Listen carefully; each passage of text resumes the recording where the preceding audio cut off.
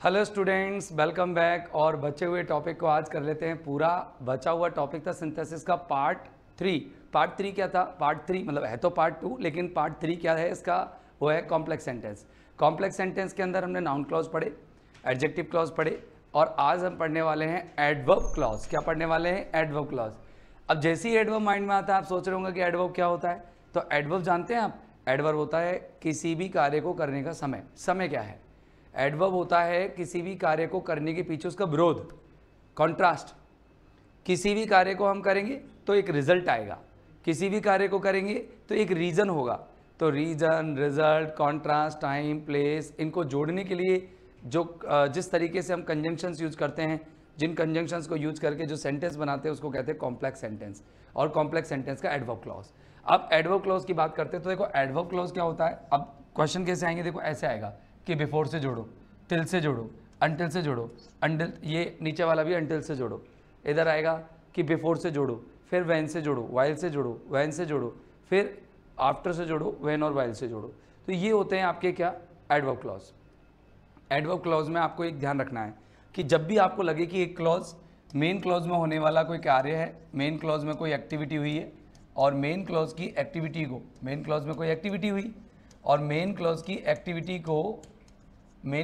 Activity को किससे जोड़ा जा रहा है? मेन क्लॉज की एक्टिविटी को जोड़ना है अपन को टाइम से। अगर आपको लगे कि अगला वाला क्लॉज जो है टाइम को रिप्रेजेंट कर रहा है और एक क्लॉज आपकी एक्टिविटी को, जैसे मैं आपको समझाता हूँ, देखना। यहाँ पर हमने कहा कि हमको जोड़ना है बिफोर से। तो देखो, she will give the children her dinner, their dinner, कि वह अपने बच्चों को उनका भोजन देगी। कब देगी? उसके लिए टाइम बताया कि ही कम्स होम, वो घर आता है। तो उसके बच्चों को अब वो कौन है यहाँ पर? वो कोई होगा, उसका पति होगा या कोई और होगा। तो वो घर आता है, उसके बाद वो अपने बच्चों को भोजन देगी। तो अब देखना यहाँ पर समझना कि बिफोर यहाँ आएगा क्योंकि ये टाइम हो गया। भोजन देने का समय क्या है? उसके आना।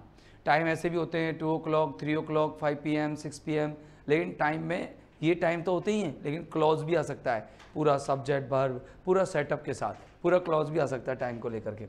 तो टाइम को जब भी जोड़ना हो तो आपके पास कुछ कनेक्टर्स होंगे, जैसे व्हेन, आपके पास एक कनेक्टर होगा व्हाइल, एक होगा सिंस, एक होगा आफ्टर, एक होगा बिफोर, एक होगा आपका एज। तो ये ध्यान रखना, एज सुन एज भी है, as soon as, okay. Till और अंटिल भी है, टिल और अंटिल। ये सारी चीजें टाइम को रिप्रेजेंट करने के लिए आती है। क्लियर? व्हेन का मीनिंग जानते हो क्या होता है? व्हेन का मीनिंग होता है जब, और व्हाइल का जिस समय, सिंस का जब से। मैं आपको मीनिंग भी लिख कर दे देता हूँ इनका, जिससे कि आप लोगों को कोई दिक्कत ना हो। तो नोट कर लीजिएगा, व्हेन का होता है जब, व्हाइल का होता है जिस समय, सिंस का होता है जब से, आफ्टर का होता है के बाद। सिंपल से मीनिंग है ना। और बिफोर का होता है से पहले। और एज सुन एज का मतलब तो जानते हो, एज मानी जब, और ये जो ही, और टिल मानी होता है जब तक, और अंटिल होता है जब तक नहीं। राइट? तो ये तो हो गए आपके क्या मीनिंग्स, खटाखट एक बार में मीनिंग लिख दिए। अब देखना यहाँ पर ये टाइम को अगर जोड़ना है तो आपको इनसे ही जोड़ना पड़ेगा। मेनली आपके टाइम वाले आएंगे, कंडीशन वाले आएंगे। अब अगर आपको रिजल्ट जोड़ना पड़ जाए कि रिजल्ट जोड़ना है सर हमको, तो हमको टाइम नहीं जोड़ना, कि रिजल्ट है, एक क्लॉज में रिजल्ट है, एक में एक्शन हुआ, दूसरे में उसका परिणाम आ गया, रिजल्ट आ गया। तो रिजल्ट को आप जब जोड़ते हो तो 100 से जुड़ता है, राइट? और जब 100 से जुड़ जाता है रिजल्ट, तो समझ लो वो कौन सा हो गया? वो वाला क्लॉज हो गया, कौन सा? याद करो, वो हो गया कंपाउंड। क्या हो गया? कंपाउंड। लेकिन ऐसी स्थिति में जब रिजल्ट आता है तो उसको रीजन मानो आप। क्या मानो? रीजन। या फिर रिजल्ट वाले क्लॉज को कहीं ऐसा ना हो जाए लेस्ट से जोड़ दो। किससे जोड़ दो? लेस्ट से। कहीं ऐसा ना हो जाए कि सर सेंस में, कहीं ऐसा ना हो कि। अब ऐसी स्थिति में करोगे क्या आप कि इधर तो आपने लेस्ट लगा दिया और आगे वाले क्लॉज में चाहे वर्ब कोई भी हो, आपको उसके साथ शुड का एडजस्टमेंट करना ही पड़ेगा। आपको उसके साथ शुड का एडजस्टमेंट करना ही पड़ेगा। जैसे मैंने कहा कि रन फास्ट, है ना, you will miss your train. अब मैंने कहा जोड़ो लेस्ट से, तो कह देंगे run fast लेस्ट you should miss your train. Should लगाना पड़ेगा, विल हटा दो, शुड लगा दो। इजी है ना? अच्छा चलो, अगर आपसे कोई कहे रीजन को जोड़ना है तो रीजन जोड़ने के लिए आपके पास क्या है, बिकॉज, क्योंकि के सेंस में, है ना। ओके, जब भी आपको कहे कि टाइम जोड़ना है तो टाइम जोड़ने के लिए आप क्या कहेगा, वो टाइम तो आपने जोड़ लिया, आपसे कहे कॉन्ट्रास्ट जोड़ना है, आपको कहे कॉन्ट्रास्ट जोड़ना है तो कॉन्ट्रास्ट जोड़ने के लिए आप लगाएंगे अल्दो, ALTHOUGH, क्योंकि अल्दो लगाना है, या दो लगा दीजिए, दो और अल्दो एक ही बात है, दो और अल्दो एक ही बात है। एक चीज़ ध्यान रखिएगा, अगर आपने कॉन्ट्रास्ट जोड़ने के लिए यट लगा दिया, बट लगा दिया, स्टिल लगा दिया, हाउएवर या फिर नेवरदलेस लगा दिया तो मामला गड़बड़ हो जाएगा। क्यों? क्योंकि वो किसके अंदर चले जाते हैं, कंपाउंड सेंटेंस के अंदर चले जाते हैं, और हमको दोस्त क्या बनाना है, कॉम्प्लेक्स सेंटेंस बनाना है, साफ बोला हुआ है। तो आपको बस ये चीज़ ध्यान में रखनी है कि आपको रीजन पूछेगा तो बिकॉज से जोड़ना, कॉन्ट्रास्ट पूछे तो अल्दो का मतलब हालांकि, क्या होता है, हालांकि। अगर आपसे कंडीशन पूछे, शर्त, तो आप इफ अनलेस से जोड़ेंगे, इफ अगर, और अनलेस अगर नहीं, जोड़ेंगे कि नहीं। इफ क्या होता है, अगर, और अनलेस क्या होता है, अगर नहीं। ठीक है भाई साहब। अच्छा, इसके बाद अगर आपसे कोई कहे कंडीशन से नहीं जोड़ना सर, हमें तो कंपैरिजन करना है, तो कंपैरिजन की बात करें, आपको मोर देन देगा, वो क्या देगा, मोर देन, तो आप मोर देन से जोड़ देना। अगर वो कहे कि सर हम तो कंपैरिजन भी नहीं दे रहे, हम तो सिमिलैरिटी बताएंगे, तो सिमिलैरिटी की बोले तो आप लोग एज एस से जोड़ देना। ठीक है भाई साहब, किससे जोड़ दोगे, एज एस से। तो यहाँ पर एज और एज का पेयर बना करके आप इन दोनों को जोड़ देना। गॉट इट, सिंपल है ना। कितनी कितनी चीज़ें हो गई, देखो इसके अंदर एक टाइम मैंने आपको बता दिया कि टाइम वाले कौन से हैं, एक रिवीजन टाइप का हो गया ये, टेल एंड टेल वगैरह वगैरह, ये सारे टाइम के होते हैं। ये आपका लेस्ट होता है, ये आपको रिजल्ट दिखाएगा, नेगेटिव वाला रिजल्ट। रीजन है बिकॉज, कॉन्ट्रास्ट है अल्दो, बस इनसे ज़्यादा आपसे एग्जाम में क्वेश्चन पूछने वाला नहीं है वो। चलो अब अपन करते हैं क्वेश्चंस। सबसे पहले आपसे कहा है कि बिफोर से जोड़ो। अब आप मीनिंग, अब सेंटेंस पढ़ो और मीनिंग निकालो कि वह भोजन देगी अपने बच्चों को कब, उसके आने से पहले। वो आएगा ना, उससे पहले ही दे देगी वो, तो ये उसके आना जो है एक टाइम हो गया एक तरह का, और उसके बाद एक्टिविटी क्या होगी, एक्टिविटी उससे पहले हो जाएगी क्या, भोजन देने की। कहते हैं ना पति आता है उससे पहले पहले बच्चों को भोजन खिला देना चाहिए, नहीं तो फिर खाने नहीं देते। तो देखो कैसे होगा, she will give the children their dinner before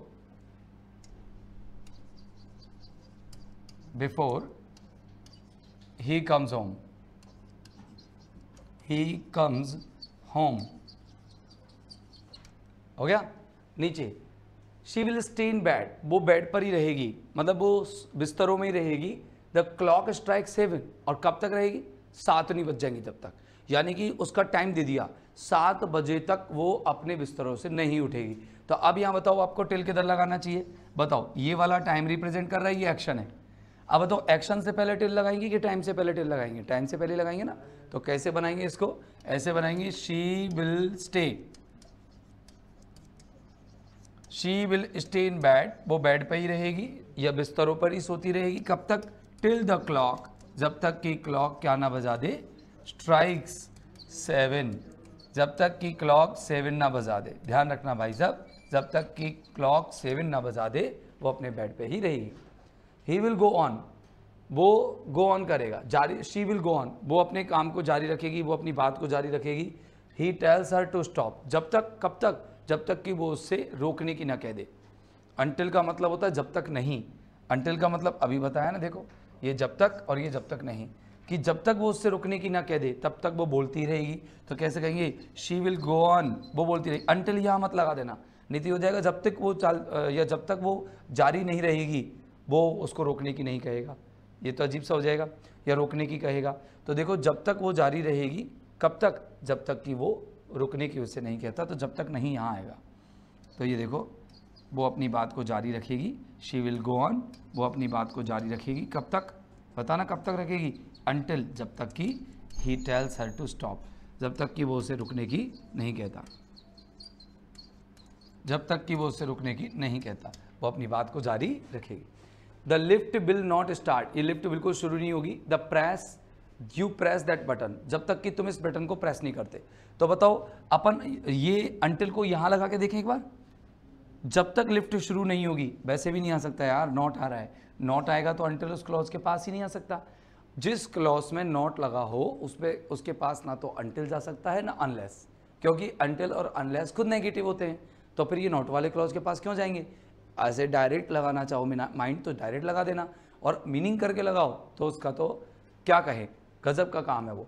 तो देखो कैसे करेंगे, the lift will not start, lift कब तक स्टार्ट नहीं होगी, lift will not start, lift start नहीं होगी अंटिल, जब तक कि यू प्रेस दैट बटन, जब तक कि तुम उस बटन को प्रेस नहीं करोगे, you press that button, you press that button. Okay, अब चलते हैं अब अगले क्लॉज की तरफ। अगला क्लॉज हमें फिर से बिफोर से जोड़ना है, लेकिन जोड़ो, देखते हैं क्या जोड़ के दिखाते हो आप, फटाफट फटाफट जोड़िए।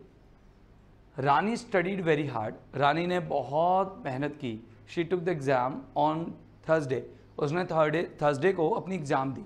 अब बताइए, एग्ज़ाम देने से पहले वो मेहनत करेगी या मेहनत करने से पहले वो एग्ज़ाम देगी, फटाफट बताइए। एग्ज़ाम देने से पहले ही तो मेहनत की जाती है, तो बिफोर यहाँ लग जाएगा। कैसे लगेगा, रानी, सिंपल आएंगे, बिल्कुल सिंपल, बहुत इजी है, स्टडीड वेरी हार्ड, और ऐसे बोल के देगा आपको कि लगाओ, कंजंक्शन लगाओ, ये वाला कंजंक्शन है, और फिर बिफोर शी टुक, एग्ज़ाम देने के लिए टुक बोलते हैं, और एग्ज़ाम अगर लेने जाते हैं आप शिक्षक के रूप में तो आप एग्ज़ाम गिव करते हैं, ये ध्यान रखना, ठीक है। अगला देखना, अब दरवाजे की घंटी बजी और रवि नहा रहा था। अब तुम दिमाग में सेट करो, जब वैन और वाइल से जोड़ते हो ना आप, तो एक चीज़ माइंड में सेट रखा करो कि वैन से जोड़ो तो उसके साथ जुड़ने वाला क्लॉज हमेशा इंडेफिनिट या फिर परफेक्ट टेंस में होगा, कॉन्टिन्यूस में नहीं। कॉन्टिन्यूस में जोड़ने के लिए वाइल जोड़ना, मतलब अगर आपको लगे एक रनिंग एक्शन है तो रनिंग एक्शन से पहले तो वाइल जोड़ो। जैसे मान लो कि ये वाला आईएनजी वाला है, तो अब आईएनजी इसमें आ रही है तो यहाँ वाइल जोड़ देना, और अगर यहाँ जोड़ना है तो यहाँ वैन जोड़ना है। अब देखो, जैसे एक ही एग्जाम्पल में हम वैन और वाइल दोनों जोड़ सकते हैं, अब इसने कहा वाइल जोड़ना है, तो अब बताओ, ये तो सिंपल सा हो गया ना। अब दोनों ही साइड अगर ऐसा हो तो चक्कर पड़ सकता है, तो उसमें बीच में जोड़ देना। जैसे ऐसे समझो मेरी बात कि एक में इंडेफिनिट है, एक में कॉन्टीन्यूस है, तो वाइल को किधर जोड़ना है, इधर। ये तो बिना अर्थ करे हो गया। सर अगर ये भी कॉन्टीन्यूस होता और ये भी कॉन्टीन्यूस होता तो फिर वाइल को बीच में जोड़ देते, टेंशन खत्म ना। अब देखो इधर, द डोर बेल, अब व्हेन लगाना पड़ेगा इधर, व्हेन द डोर बेल, जब डोर बेल बजी,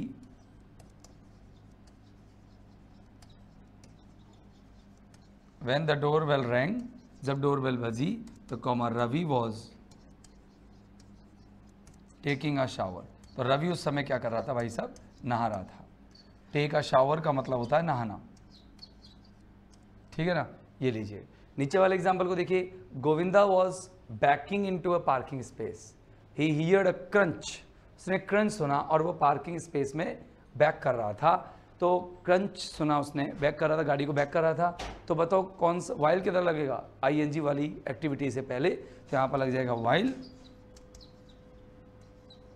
while Govinda was banking into a parking space, backing into a parking space, he, comma लगा देना था, he, कॉमा जरूर लगाना है ना, he heard a crunch, comma की जगह अगर आपने फुल स्टॉप लगा दिया तो वो गोला लगा देगा, वहाँ सर्किल लगा देगा एग्जामिनर। चलो अब चलते हैं हम आगे, I met him, I was in Udaipur, तो बताओ कहाँ लगाना चाहिए वैन, तो वैन आई मेट हिम, जब मैं उससे मिला, आई वॉज इन उदयपुर, मैं उदयपुर में था, या आई मेट हिम, मैं उससे मिला, van I was in Udaipur, तो बताओ वैन का यूज ज़्यादा सही कहाँ लग रहा है, तो ज़्यादा सही यहाँ लग रहा है कि जब मैं उदयपुर में था तब मैं उससे मिला। तो आप दोनों तरीके से इसको बना सकते हो, when I was in Udaipur comma I met him, या I met him when I was in Udaipur. तो इसको यूँ की त्यों भी लिख सकते हो, बीच में वैन लगा करके यूँ की त्यों।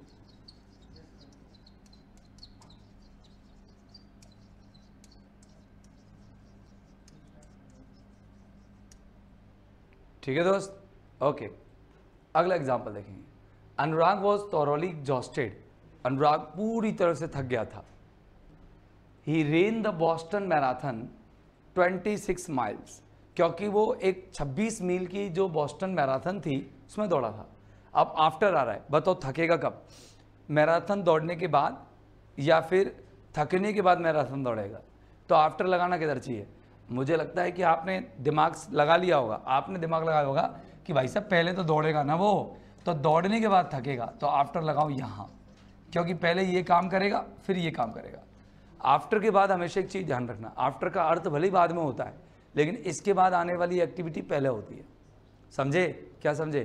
कि आफ्टर का मीनिंग होता है बाद में, होता है ना आफ्टर यानी बाद में, सभी जानते हैं आफ्टर मीन्स बाद में होता है, लेकिन आफ्टर के बाद जो भी कार्य होगा, जो भी एक्टिविटी आएगी वो पहले हो जाती है। तो पहले मैराथन दौड़ेगा और फिर थकेगा, राइट? तो ये वाला यहाँ जो एक्टिविटी है उससे पहले आफ्टर लगेगा। तो कैसे बन जाएगा sentence? Anurag was thoroughly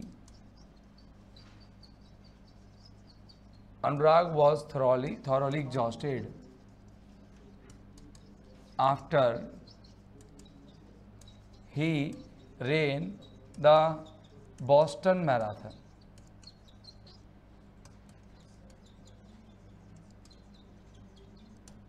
Okay, done. John was eating the dinner. John dinner खा रहा था। He was watching the news on TV, और साथ साथ टीवी पर न्यूज़ भी देख रहा था। ये लो, तो दोनों काम एक्टिविटी के साथ दोनों काम एक ही टाइम पे चल रहे थे, खाना भी और न्यूज़ देखना भी। ये दोनों हम एक साथ करते ही हैं। ज़्यादातर मोस्टली जो लोग हैं या मोस्ट ऑफ द पीपल क्या करते हैं? मोस्ट ऑफ पीपल यही करते हैं मेरे भाई कि वो खाना खाते समय टीवी देखते हैं, राइट? वो भी वही कर रहा था। तो ज़्यादातर अगर देखें तो उसको वैन से जोड़ोगे या वाइल से, तो वाइल से ज़्यादा सही है। तो ऐसी स्थिति में मैंने आपको बताया कि इधर भी कंटिन्यूस हो इधर भी कंटिन्यूस हो, तो वाइल को किधर लगा दो? बीच में। बाकी का शेष जो बचा हुआ जो सेंटेंस है वो ज्यों का त्यों ही रहेगा। ये वाइल का वाइल ही आपका आ जाएगा। तो बिल्कुल सही है, आई थिंक सो आपके समझ में भी आ गया होगा। डन। ओके दोस्तों, आज के लिए इतना ही। बाकी का कल अगले टॉपिक में हम मिलेंगे फ्रेजल वर्ब्स के साथ, और फ्रेजल वर्ब्स को भी बहुत बड़े ये टॉपिक बड़ा है, इसको भी 2 पार्ट्स में डिवाइड करना पड़ेगा। तो आज के लिए इतना ही। Thank you very much, bye bye.